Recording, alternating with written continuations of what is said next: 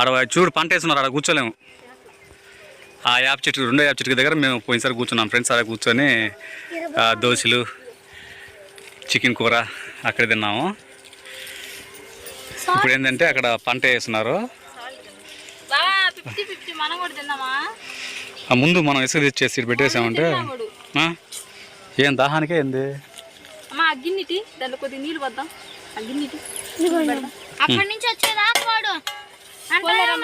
అదే నేలకే నీళ్ళు పిండి, ముందు నీళ్ళు పిండి. తారా రాము